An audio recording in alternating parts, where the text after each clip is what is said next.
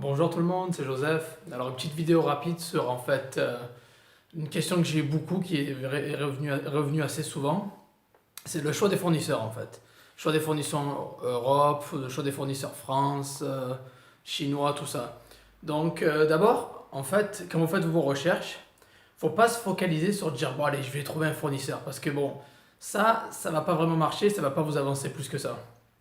Et en plus, eBay n'a pas les critères ou les filtres exprès pour ça. Mais on va dire que ce que vous voulez, en fait, vendre, c'est des objets, comme j'ai dit, qui se vendent bien, des winners, qui ont une dizaine de ventes minimum dans les dernières 24 heures.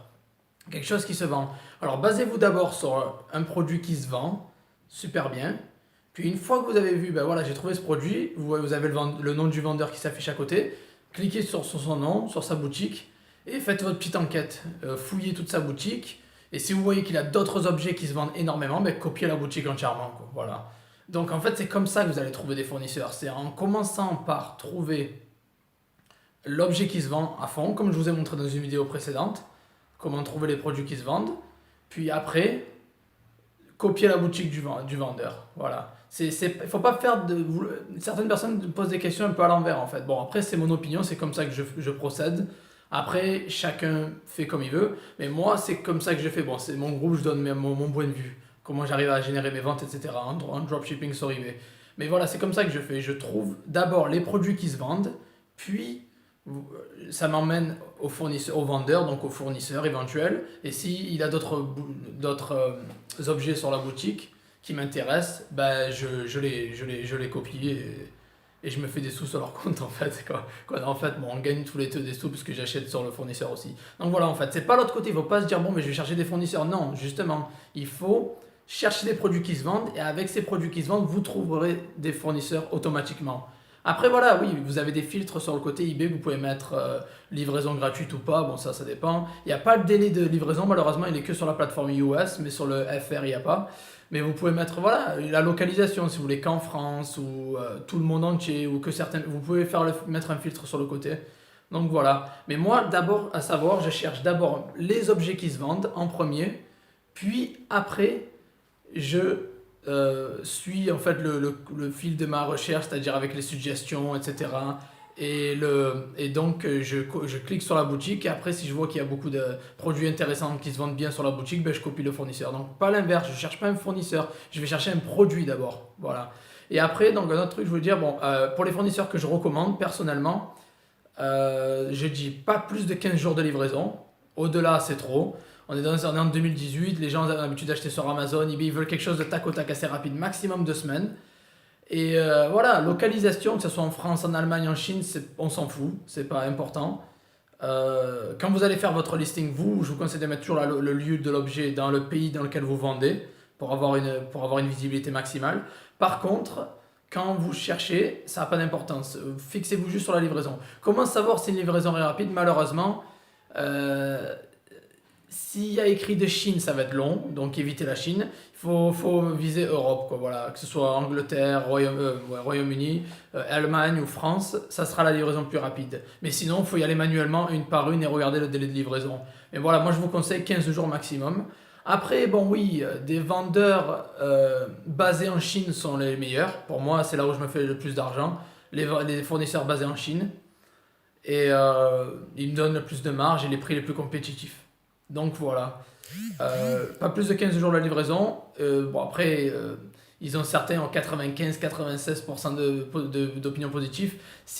D'opinion positive. S'ils sont en, en Chine, ça me rassure beaucoup plus que quand ils sont en Europe, pour être honnête. Mais après, voilà, il y a des vendeurs qui disent que leur lieu est en Angleterre ou en France, mais en fait, ils sont basés en Chine et ils sont en Chine. Mais bon, voilà, ceux qui sont basés en Chine, c'est le top du top. Voilà, ça c'est pour moi, c'est là où j'ai gagné le plus d'argent.